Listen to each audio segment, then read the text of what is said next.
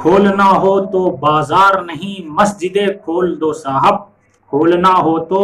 بازار نہیں مسجدیں کھول دو صاحب، ہمیں عید نہیں ہمیں تو اپنے ناراض رب کو منانا ہے۔ جب ہماری مسجدیں بند ہو، جب ہمارے مدرسے بند ہو، جب ہم تراویح مسجدوں میں نہ جا کر پڑھ پاتے ہو، جب ہم ختم قرآن نہ پڑھ پاتے ہو، جب ہم افطار کی دعوت نہ کر پاتے ہو، جب ہم ایک دوسرے کے ساتھ بیٹھ کر عبادت نہ کر پاتے ہو، پھر ایسے میں ہم بازار جا کر نئے نئے کپڑے لے کر شاپنگ کر کے نئے نئے چپل جوتے مٹھائیاں لے کر کیا کریں گے؟ ہمیں تو پہلے اپنے ناراض رب کو منانا ہے۔ اس لیے کہ عید اور خوشی کا مطلب کیا ہے؟ اس کا مطلب یہ ہے کہ جو ہم نے اس پاک مہینے میں پوری طریقے سے عبادت کی، مسجدوں میں جا کر اللہ کی عبادت کی، ختم تراویح پڑھی، پوری قرآن پاک سنی، اور اس کے بعد جو ہے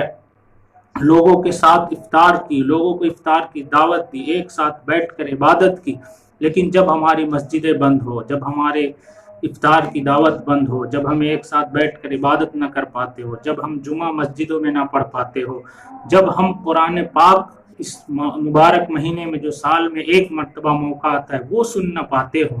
پھر ایسے میں شاپنگ کرنا یہ کہیں سے بھی درست نہیں لگتا۔ بلکہ اصل خوشی، اصل لذت یہ ہے کہ جو ہم پورے مہینے میں عبادت کرتے ہیں اور اس مہینے کا احترام کرتے ہوئے، تراویح پڑھتے ہوئے جو ہے مسجدوں میں عبادت کرتے ہوئے پھر جو ایک فیلنگ آتی ہے، ایک لذت آتی ہے، وہ اصل خوشی ہے۔ اور اس خوشی کا اظہار جو ہے وہ نئے نئے کپڑے ہیں، اچھی اچھی چیزیں ہیں، نئی نئی جو ہے چپل جوتے ہیں، اچھے اچھے کھانے سیویاں ہیں، یہ چیزیں خوشی کا اظہار ہے۔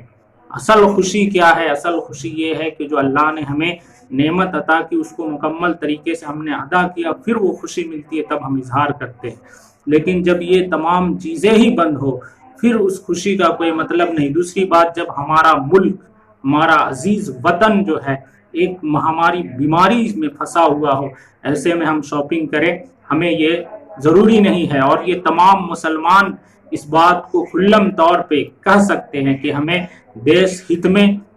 بازار کرنا، شاپنگ کرنا ہمیں یہ منظور نہیں ہے، بلکہ ہم دیش کے ساتھ کھڑے ہیں اور ہم اس عید میں اس طریقے سے اور چیزوں کو چھوڑے ہیں، شاپنگ کو بھی چھوڑ دیں گے اس دیش کے لیے۔ اس لیے بھی یہ چیز ضروری ہے کہ اس کے نقصانات بھی بہت ہیں۔ سب سے پہلے نقصان تو یہ ہے کہ میڈیا کھڑا ہوا ہے،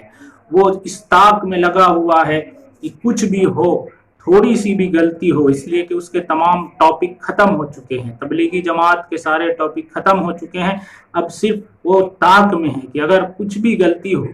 ہوتی ہے تو سارا ٹھکرا اس کے سر پہ پھوڑ دیا جائے۔ یہ پہلا نقصان ہے۔ دوسرا نقصان یہ ہے کہ پتہ نہیں یہ لاک ڈاؤن کب کھلے گا، تو آپ کے پاس ابھی جو پیسہ ہے اگر آپ دوسری چیزوں میں ختم کر دیتے ہیں، پھر اس وقت اگر مصیبت آئی تو آپ کیا کریں گے؟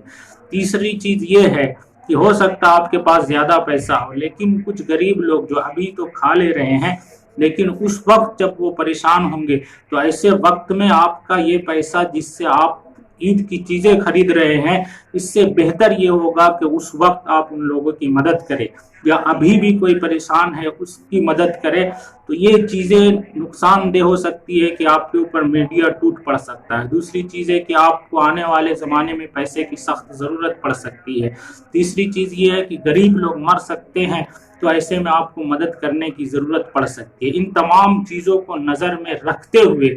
ہم تمام مسلمانوں کو یہ فیصلہ لینا چاہیے کہ اس بار جو ہے ہم اصل والی عید منائیں گے۔ ہر بار بھی مناتے تھے، اس بار یہ ہے، عید کا مطلب یہ ہے کہ ہمارے دل سے بغض نکل جائے، حسد نکل جائے، کینہ نکل جائے۔ صرف نئے کپڑے پہننے کا نام عید نہیں ہے، بلکہ دل سے دل کو ملنے کا نام عید ہے۔ اس بار ہم دل سے دل ملائیں گے اور دیش ہت میں شاپنگ کو نظر انداز کریں گے اور اپنے ملک کی کامیابی کے لیے، یعنی اس وبا سے نجات پانے کے لیے دعا کریں گے۔